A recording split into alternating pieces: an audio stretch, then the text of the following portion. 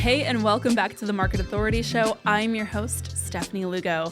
And today's a holiday in the U.S. Happy Independence Day. It's July 4th. Hope you are out enjoying a holiday weekend. And if you need a little bit of listening material, we are gearing up one of our most popular replays for you. You're not going to want to miss this conversation. This show is brought to you by the Market Authority Academy, my signature coaching program, where we are helping real estate agents put together a proven business plan to be more profitable, productive, and streamlined than ever. If that's your kind of thing, be sure to check out the show notes where you can apply to the Market Authority Academy, book a call with me and my team, and learn how we can help you have your best year yet. All right, here's the show. We go way back, which is super fun, but we haven't had the chance to really connect on a deeper level. I feel like we've always been kind of cheering each other from the sidelines, but not really been able to go a step further from that. So with that being said, thank you for joining me. Yes, I'm so excited because I feel like we're very similar in the way that we both have two kids. We're a husband and wife team. We both like the agent side of things, but we're also very different, I think. We have the same goals, but I feel like operate very differently. But yes, I love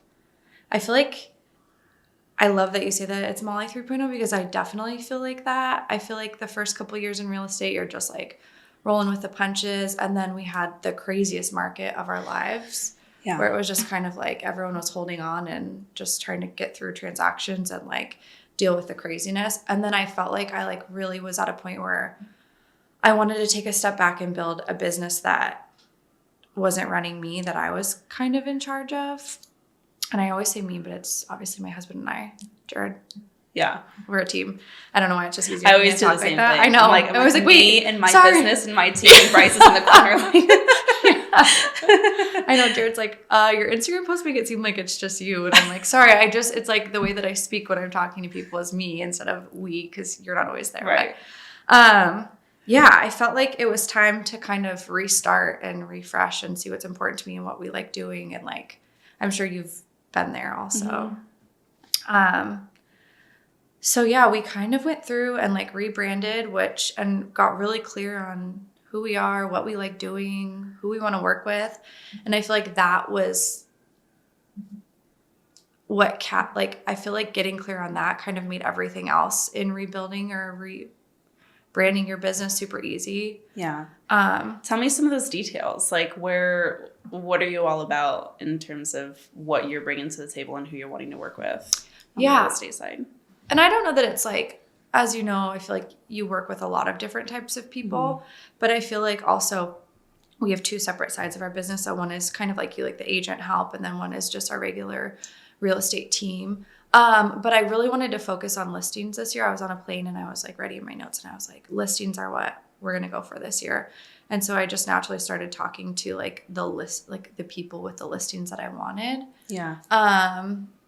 And that was really important, but I feel like just working with like-kind people that you get along with well, people in the area that we like working, people are referred to us by other people that we like working with was kind of what was important.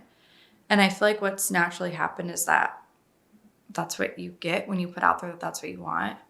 Yeah. Yeah. Isn't it weird how that works? Almost like magic. You just kind of say exactly who it is you're looking to work with and you start creating content and it resonates and suddenly everything else just kind of clicks. But it seems like when you try to explain that to people who aren't quite there yet, who haven't totally embraced it, they're like, no, either not for me or not in my market, or who would I even begin to speak to? Yeah. Was it really just a matter of getting clear on this is what we like and this is who we are, so we just need to attract more people like that? Yeah. And I think too, getting really specific on, okay, if you want more listings or you want this specific type of buyer, just having that as your focus, then it becomes really easy to know what to create on social media. I feel like for me, we get most of our business from social media. So that's where my mind goes. But knowing okay, I'm only talking to people and telling them why we're a good listing agent or how we list our properties made it really easy to execute that. Because I'm not okay, what am I going to post today? Who am I talking to? That doesn't resonate with me. That doesn't probably resonate with people that I'm trying to post to get to want to follow me. Yeah. So I feel like getting really clear on that helps. And that's what I feel like once you get that, like once you're like, that clicks and makes sense in your mind, it really does just like come to fruition really quickly. It does. And because of that, and that's really what we've done too. Yeah. And because of that, I have a really hard time relating to that challenge that agents have of like, well, I don't know what to post. And it's like, what do you mean? I'm like, why are you spending money on content starters and like templates and all this stuff when like you shouldn't even be looking at that until you know who you're talking to? I felt the same way, the exact same way. Like when people are like, oh, here's a challenge, here's 50 things that you should post about. It's like, no, that's just going to get you broad. Like you're so broad in that. Yeah. But once you do, and that's why I agree with you with like having a hard time connecting with people and we're like, I have no idea what to post. I'm like, well, I know exactly who I'm talking to, so I can come up with a conversation to that person within 5 seconds in my head because it's natural. I know who I'm talking to. Just like if I sat here and with you, like I know what we would connect with. I know what we would talk about. I wouldn't just start talking to you about some random thing that doesn't match with what we would, naturally, organically talk about. Yeah. I do think it's funny how a lot of times we think that social media has to be different from real life. And it just is like an extension of what you should already be doing in your day to day. Yeah, for sure. Well, one thing that you do really well at that I admire is, and I cannot even tell you the challenge that I have around this. So this is somewhat of a selfish question. You speak to agents because you started like just supporting agents and just being very generous with what's working for you. And it resonates really well with your audience, but it isn't presented in a way that alienates your clients. And that's something that I've always been really afraid of is, obviously we're still producing real estate agents. And that's like our main thing. Yeah. And then we have the market authority side where I love coaching other agents. And I do not know how to speak to both of those people on a space like Instagram in a way that doesn't like sideline either party. Did you have any sort of challenge with that? Or is it just like the messaging is the messaging? I still feel like I kind of have a fear of that. Uh-huh. What I will say is like building your personal brand is so important because you can pivot at any time. Right. So for me, I'm like, sometimes if I feel like I am alienating one side or the other, I know that I can just pivot back to the other, so maybe for 3 months I'm making content that just speaks directly to one person, but the next 3 months I can make it and talk to somebody else because you and I feel like we've been doing this for so long that people have followed along on our journey and they know that we're human and that we're going to kind of take different paths at different times. But I feel like what I've done is I just try to connect that. It kind of happens organically. I don't really sit there and think about it. Mm-hmm. But in telling an agent how to do their job really well, I'm also telling a buyer or seller that I am kind of a leader in telling people how to do their jobs better, which makes it seem like I'm doing my job the best that I can. Yeah. But I do feel like I'll subtly hint at, like I did this post the other day and I was like, here's why your listing marketing doesn't matter. And here's what really matters is getting like to the core of what's important to a seller and listening to them. And I'm talking to an agent, but like a seller reading that is like, oh yeah, so like, that is important. Yeah. But they flow so naturally in my life and in the way that my world actually works and operates that it kind of comes naturally to me. You do it beautifully. Thank you. Like it really is so seamless in the way that you've done it. And it's been really fun to watch you like begin integrating all of those different content pieces. Yeah. Because it just, I guess, it is that personal branding that's going to be the foundation for all of it. And it just really builds upon itself nicely. Yeah, once I knew who I was talking to, I feel like it comes so easy. Like I can think of a post and make it and post it within 5 minutes because it's just things that pop into my head that I would tell, like if I was having a conversation with you and we're talking about our business, it's just something that then I would transfer to social media. Yeah. I always say social media, but I only use Instagram. Really. I know, right? I don't know why social media is the word that I choose, but Instagram. How much time are you spending on Instagram each week, would you say? Or each day, I guess, rather? Like scrolling or like intentionally marketing and building your business. Scrolling, we'll leave that out of it. Okay. If I took scrolling out, honestly. Because I don't want to be asked about that. Too much if I leave scrolling in. But honestly, I I think because I had my second baby and we didn't really have a ton of hours with the nanny in the beginning. And I'm just like a fly by the seat in my pants person. I know that you're very calculated and organized. And like, I feel like me as a human, I'm just like, well, let's just whip it up and post it and publish it. And like, that's just how I operate. Mm-hmm. But I literally will take 30 seconds. I'll put my little Octobuddy on a TV or window. I'll videotape me doing something random. It'll take me probably 30 seconds. And then I feel like all day as I'm driving or talking or like communicating with people, I feel like I'll naturally think of like, oh, I should make that into a post. Yeah. So I type it out. I use it kind of like my journal also. Like I feel like I talk to people as though I'm writing in a journal or like sharing my thoughts for the day. Yeah. So honestly, it takes me probably less than 10 minutes to film, make, and post a post. Yeah. I think you have to have that. Well, it's weird because everyone else assumes that it must be really hard. And yeah. I don't know if that's a legit thought or if that's more of like a defense mechanism of like, well, that's why I'm not doing it because I don't have the time or I don't have the skills. And it's like, no, like just do it. I think that's just what you have to do. Like, I remember when stories came out and remember people would like post their face on a story and it was so weird because before it was just like posts. And like people were like talking to the camera and I thought that was so weird and I could not hop on board with that for the longest time. But then I did it and then I did a little bit more. And then I was the weirdo. I was straight up on there like, oh, you were? Hey guys, happy Monday. I was like, I loved it. I was like all in, which is weird because I'm super introverted. Yeah. But that was a safe space for me to have like. I was not. I remember I just sat on the sidelines and like watched people post for so long and finally I did it. It felt really uncomfortable. Mm-hmm. But now, however many years later, it's probably like 6 years later that stories have been out. You're like, that's just super natural. You just do it. But I feel like with anything, you just have to do it and get comfortable in it and get comfortable in your platform. And then it becomes easy. Nothing's just easy to do from the first time you start it. Yeah, I really resonate with that. And I think it's totally normal where anytime we are trying something new, you should expect for it to be uncomfortable and that is a safe discomfort, right? Yeah. So like, yes, we might have a little bit of that like fight or flight that stress response when we're doing something that feels totally outside of our comfort zone. But that is a safe discomfort. And I literally tell myself that all the time, like I'm safe. This is okay. Yeah. This is just me doing something that's totally new. And I might completely embarrass myself in front of my entire audience and that is okay. I will live after that, you know? I do feel like though people, especially, and I've been thinking about this a lot on the drive here. I was thinking about actually like, I feel like people do have so many excuses though, because nothing in our industry is like nobody that's been successful in our industry thought of like this amazing creative way to like get all these leads or do all this business. It's like everybody just picked something and then they just stuck with it for years, tens of years, 20, like nothing is hard. Nothing that we do is hard. It's just like literally consistency and knowing who you're talking to and picking a strategy that like gets you in front of those people. And that's really all that our business is. Yeah. Like if you literally boil it down, that's it. Yeah.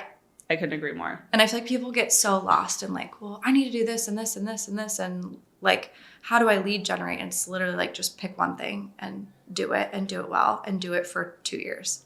Yeah. Yeah. And that's so challenging. Like I always think about the quote, where it's, what is that quote? The definition of insanity is doing the same thing over and over and expecting different results. Yeah. But that is what it needs to be. Like you do need to do literally the same thing over and over again and expect not to see anything different for like 3 to 6 months. Yeah. Sometimes. And obviously a lot of times it can happen a lot quicker than that.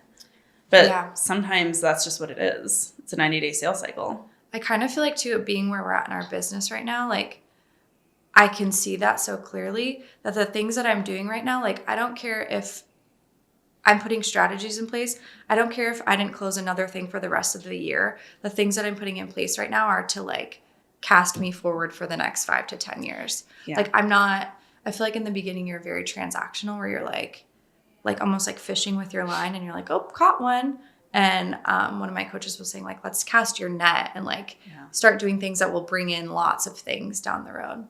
Yeah. It's kind of cool being at this point in your business. I feel like you see so much clearer.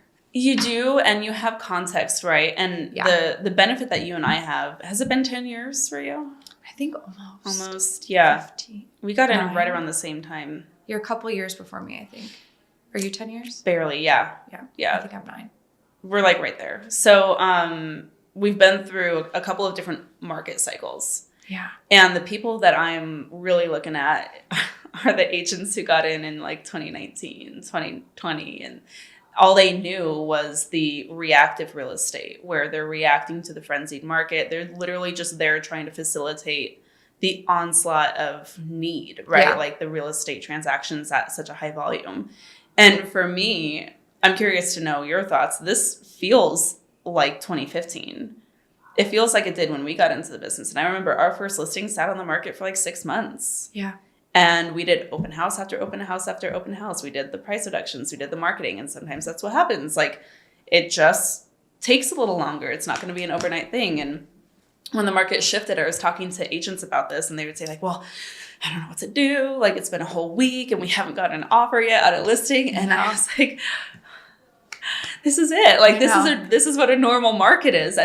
Throw out anything that you knew from like what you experienced in the last couple of years, because this is the cadence that is more fun, in my opinion, because it allows you to do what you've done, where you like really go in, beef up your systems, put those foundational pieces in place and get creative with your business instead of just like completely just being in reactive mode. Yeah. Oh, I love this market way better. Yeah. Yeah. I feel like before you just kind of had to be like a licensed body to open a door. Mm-hmm. And now it's slowed down, which also gives like, I feel like most people in this business have somewhat of an entrepreneurial spirit. And you get the time to focus on building a business and growing it and making sure that things run smoothly and like thinking about who you want to work with and what your 10-year plan looks like, versus before we were like, who can open this door? I need to hop in the car. I only have 5, like everything was so reactive, like you said. And I did not thrive in that. I mean, I did, we've thrived, but like. Yeah. I mean, you making a lot of money and thriving is like, those are two different things. Yeah, for sure. We made a ton of money. I know. But like, it was really hard along with everything else that was going on. Yeah. Like it wasn't life-giving. No, not at all. Speaking of life-giving, you've had 2 babies. I've done it. I know. We know all about that. How's it been with the second baby? When was your second born? October, middle of October. Okay, so a couple months ago. How's it been? Oh, so good. Really? That's great. Yeah. Okay, so was my. I know we flipped. We flipped, yeah. Because my first experience was we both, because I think Graham's 3.5. Grady's 3.5. That's okay. He's 3.5 and he'll be 4 in May. Yeah. And then Graham is a little over 1. Yeah. So we both had straight COVID babies. Yeah. My first experience, it took me like 3 years to be ready for another. And I feel like with your first experience, you were like, that was great. I loved it. And my second has been just like a breeze. That's so great. Yeah. I'm so happy for you. I know. I needed that. Because I feel like with my first, looking back now, I'm like, I had horrible postpartum anxiety.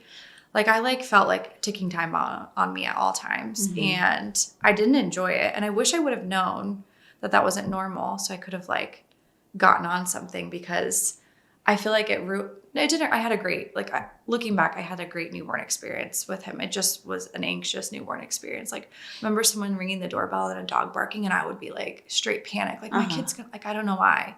Well, I do know why I had anxiety, but and this one I just feel so at ease and like peaceful, and nothing scary or bothers me, and he's great. Super easy. Yeah. You needed that for sure. I totally that needed redemption almost. Yeah. You know?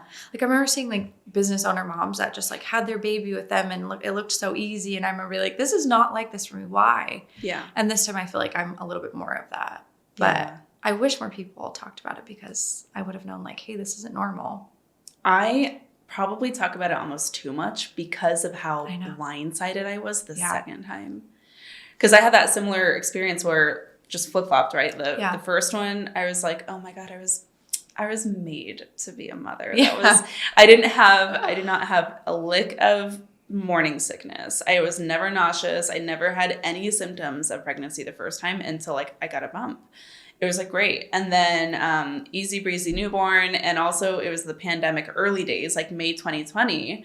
So that was still in the like kumbaya, like we're going to make it through this together phase of the pandemic.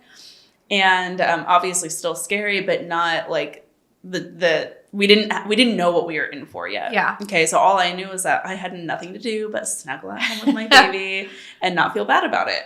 And business was good. And then when we had Graham, that was 2022 in the fall. And I literally, like, there were moments where I thought I was going to die. Like, I straight up was like, I look back and I don't know how I made it some days. And I know that sounds so awful to say and, like, ungrateful. And I'm not ungrateful. I have two healthy babies. But Graham is still a very challenging baby. And my postpartum was exactly like what you were describing. The anxiety and depression was all consuming. Like I couldn't see past it. Yeah, no, that's how I felt. I remember seeing like my girlfriend had a baby a couple months before me and she would just like bring it everywhere. And like, I remember thinking, oh my gosh, it's going to be so easy to work with a newborn because they just sleep. And like, I remember the famous last words. Yeah. And then I remember like him finally falling asleep on me after like 4 hours and my phone ringing and it being like an agent I needed to answer. And I was like, in a meeting, I'll call you back. Like everything was crippling. And this time I have the easy baby that just sleeps and I'm like, I could do anything. Yeah. But how have you had to change anything with like your routine or like how you just navigate this? So different. Yeah. I used to be like, I'd wake up at 5 a.m. I would work until Wyatt woke up at like 6 or 7. And this one I'm like, it goes by so quick, sleep in. Yeah. Hang out at like, I've definitely taken a step back from work, which I didn't do last time. I was like, I'm ready to get right back in there. But yeah, just different schedule, I guess. Yeah. I don't really know what's that different. I feel like it's a different energy. Yeah. Like, and I'm feeling a lot of that too, more so because I had to, but it's more of that like, not to get woo, but like feminine energy where it's like a little bit more flow, a little bit more present. Yeah. A little more peaceful. I think too, is this your last? I think so. I can't do that again. I cannot go through it again. See, I literally said with Wyatt, I was like, it took me 3 years to be like, okay, maybe let's have a second one. And with this one, I'm like, we could have one more. It wouldn't be that hard. Just another mouth to feed. Like, even when Graham was crazy in that first year, I still had that thought constantly.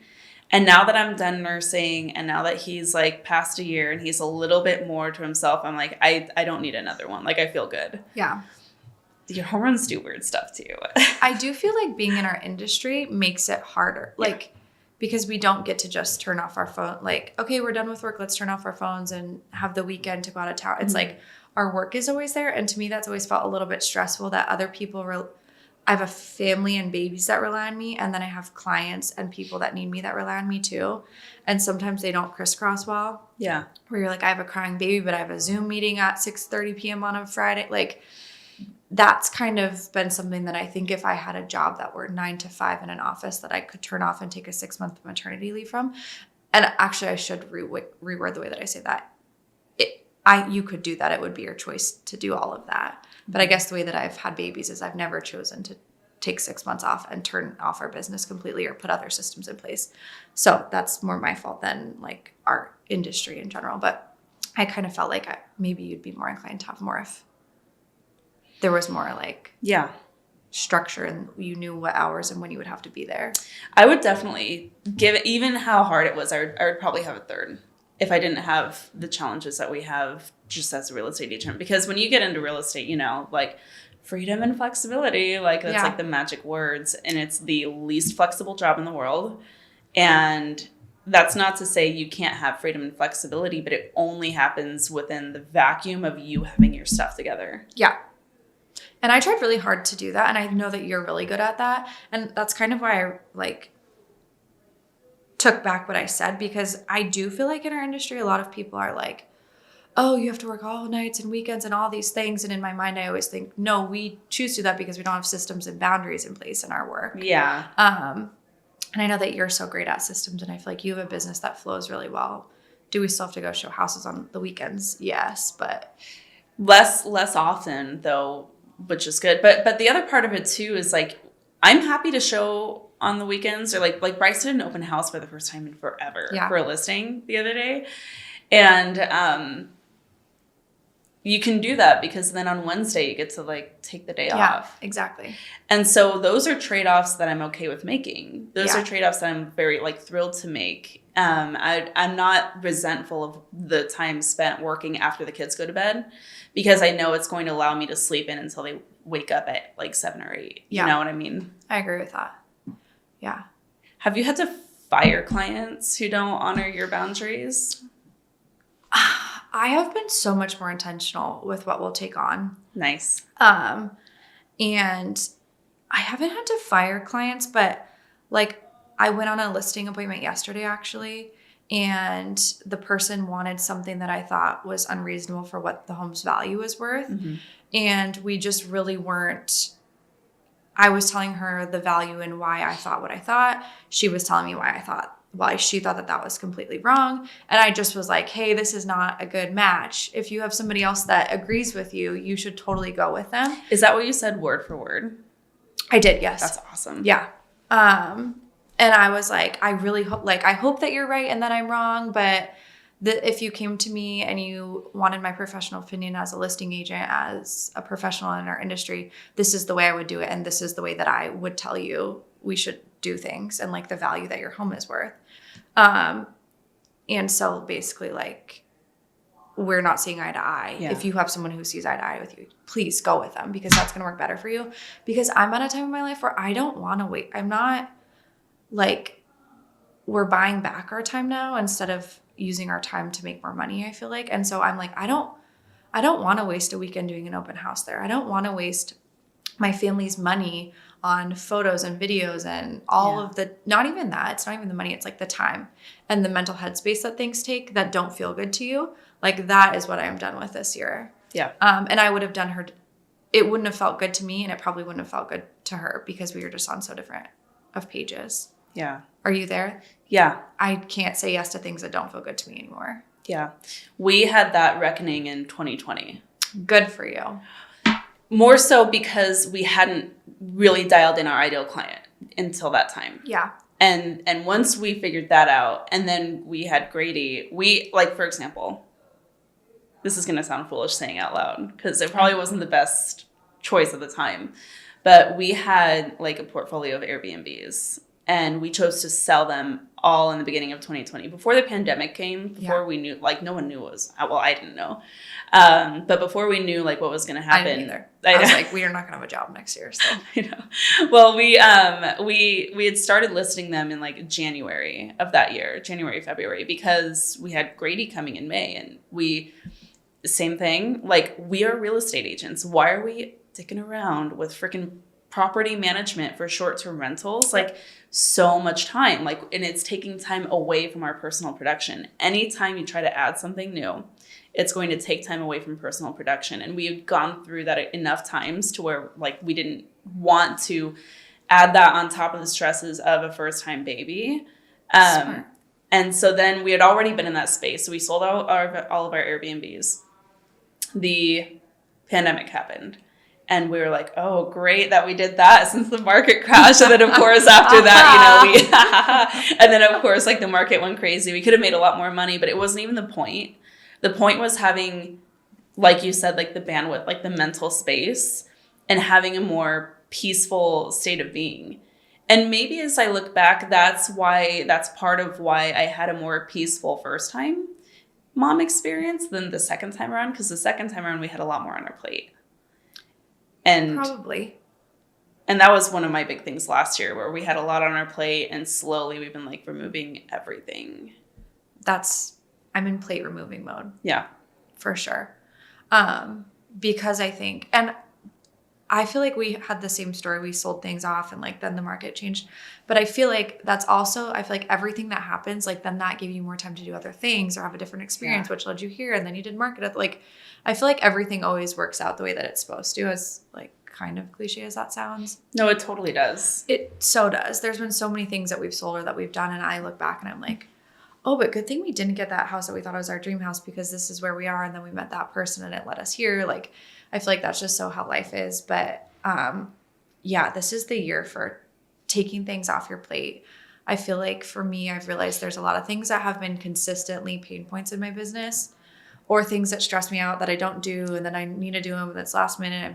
And anything like that, which I should have done 5 years ago, I'm now taking off my plate. Yeah. So like, and also if you know what your time is worth and you have 2 little kids that it takes away from by doing dumb things, like you kind of start to realize, okay, why am I sitting for 2 hours on Canva making a flyer and doing all these things? Like, I'm not a graphic designer, and that's a job that I could pay someone else to do much quicker and take it off my plate. And so that's what we've been doing. Yeah.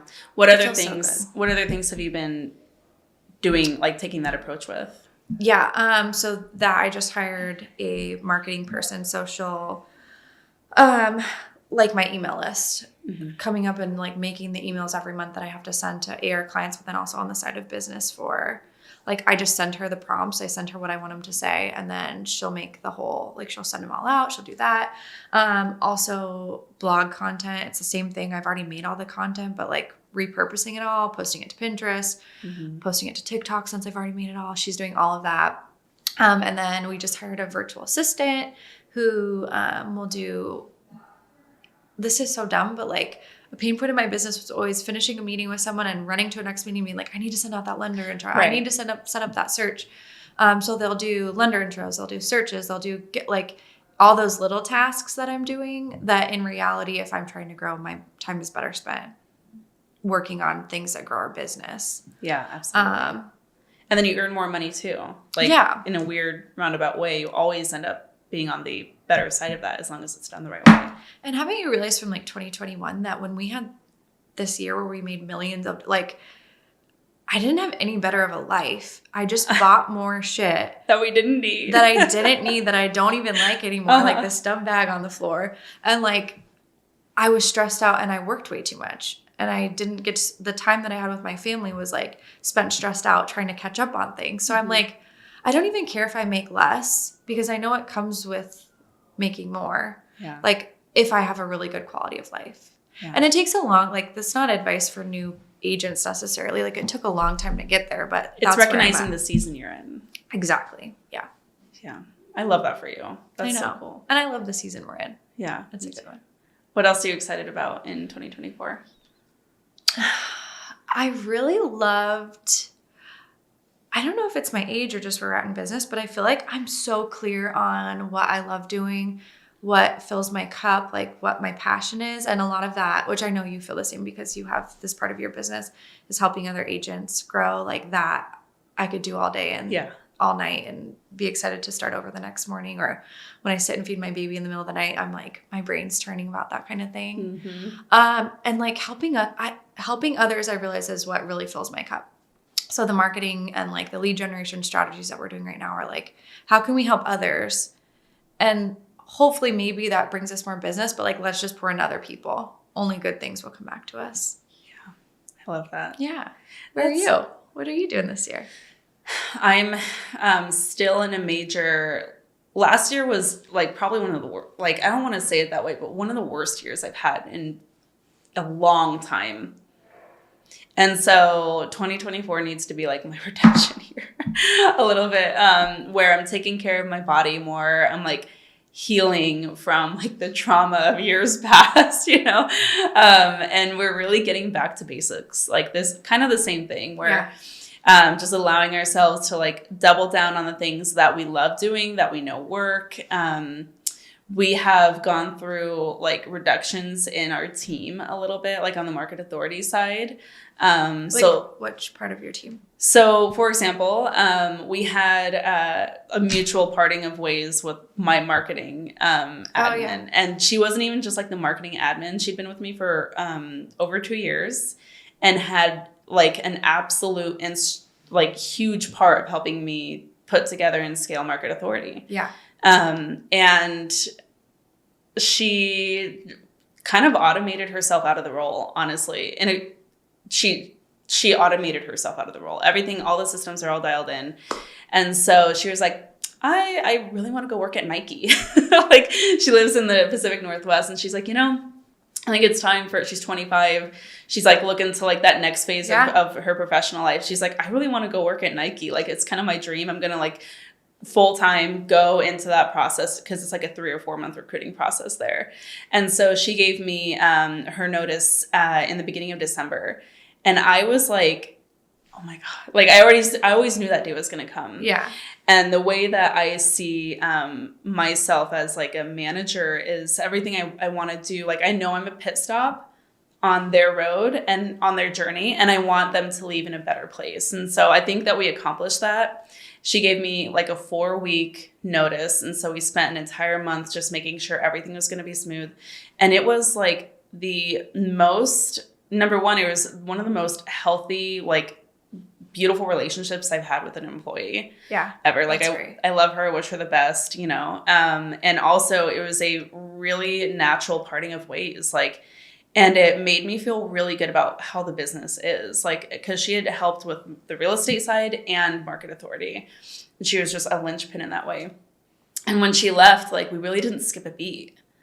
And I was like, wow. And I got more time back, because you have a lot of time that you have to give to managing people. Uh-huh. And Bryce and I went through, and this was literally just like a week or two ago, and we were looking at each other like, are we in that phase where it's like less is more? And like, how much can we scale back to focus on that 20% that's going to give us 80% of the results that we want to see?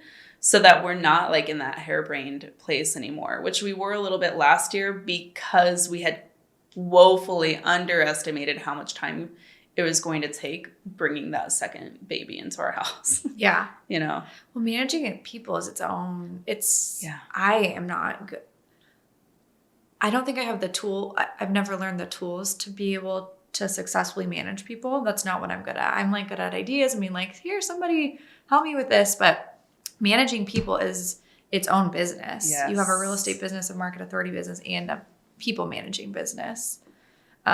So yeah. And I know from your personality that you're probably really good at it, but I've had the opportunities to make a lot of mistakes. Yeah. And I've learned, I'm really good at learning from my mistakes.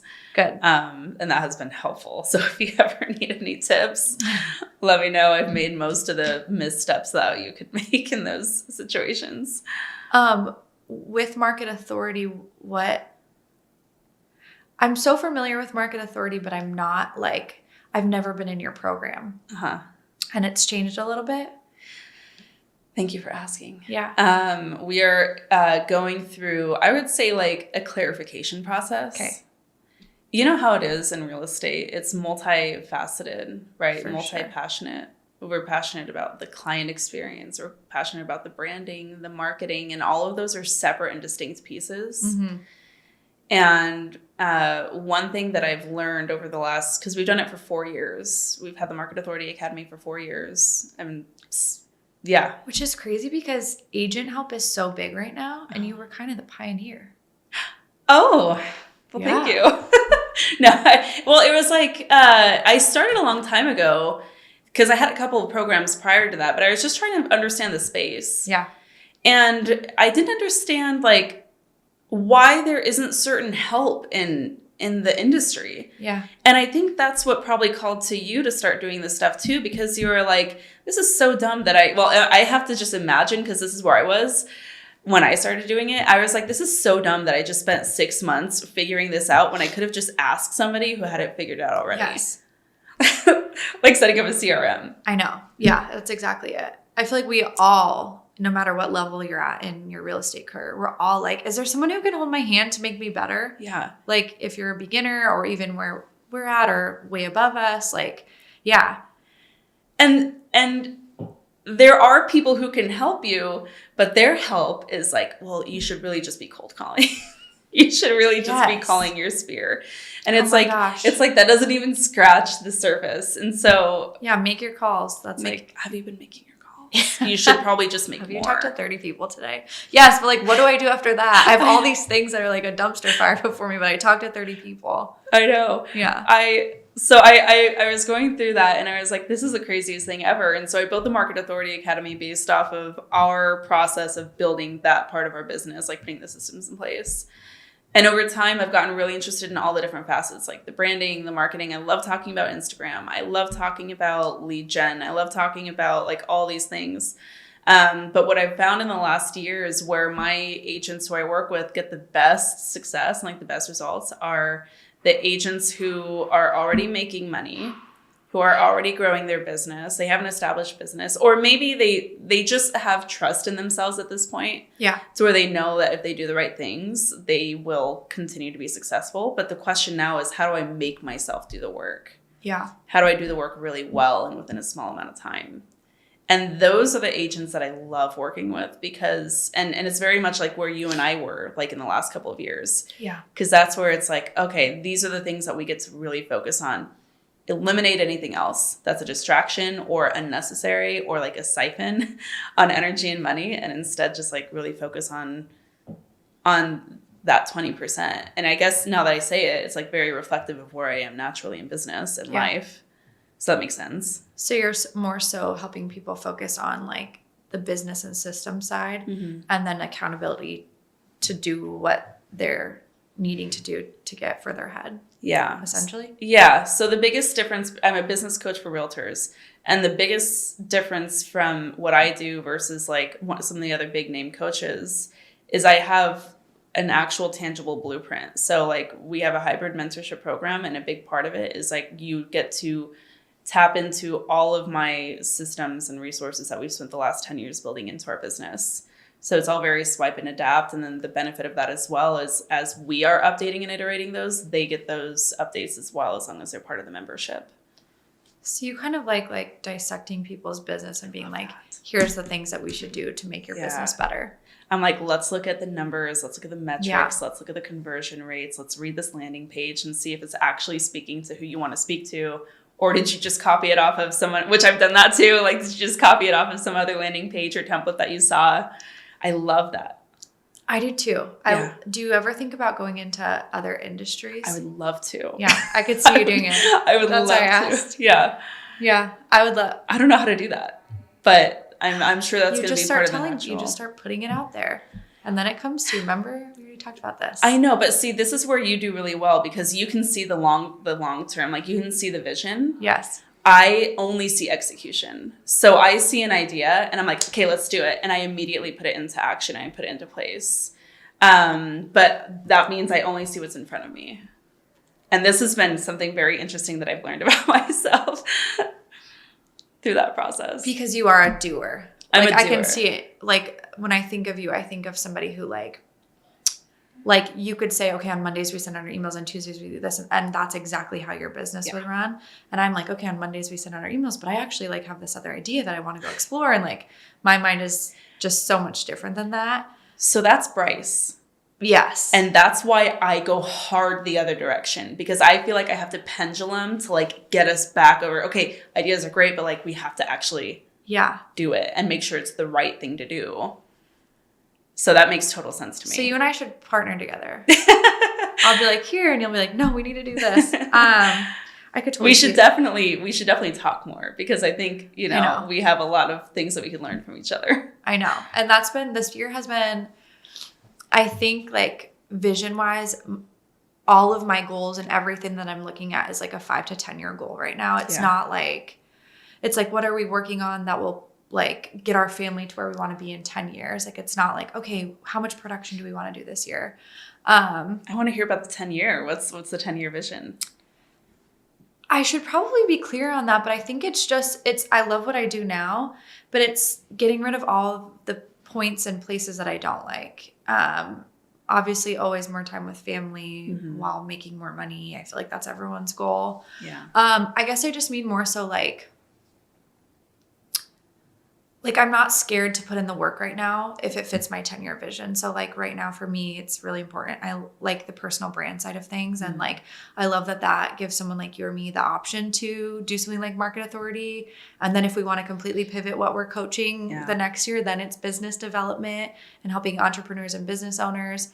So I'm really working on like the fundamentals of how do I make my brand present in a professional way? Because I don't feel like I do that great right now.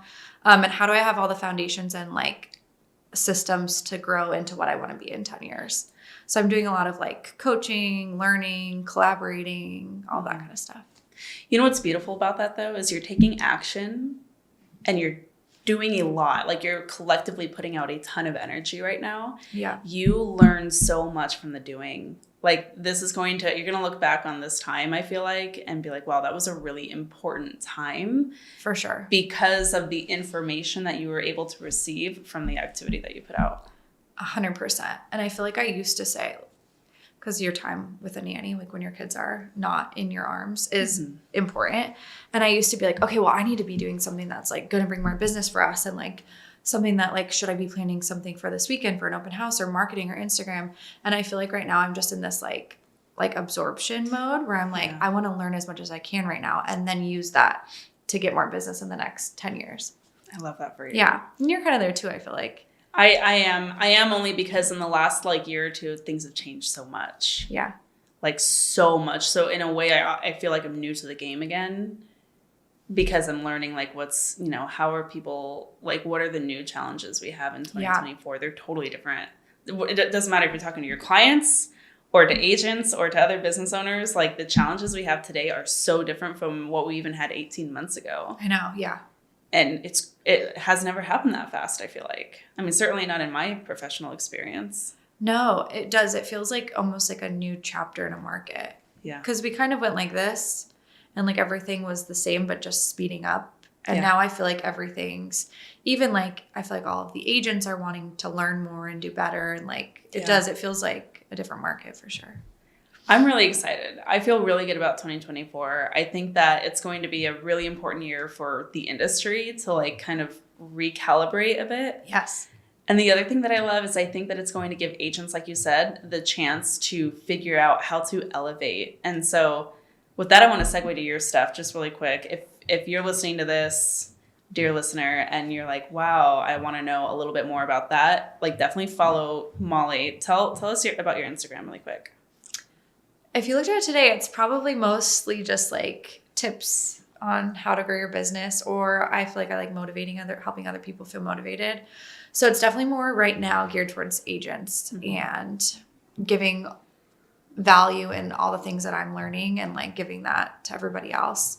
It's kind of been that for a while, but it used to be more geared towards like sellers or buyers or just me in general. That's kind of where it's at now. So if you want to follow along with somebody who's probably casually going through the same things that you are. Love that. Give me a little. Well, I want to acknowledge you. Definitely, if you're listening, follow Molly, check her out. I want to acknowledge you for being so generous with your time here, but also with the industry. Thanks. Love the content that you put out, and I think that you share a really beautiful, realistic example of what it looks like to elevate, in a way that's approachable and that we can aspire to. So I love your content. I love what you put out. Same to you. You're doing great. I admire you. Likewise. Yes. Thank you for having me.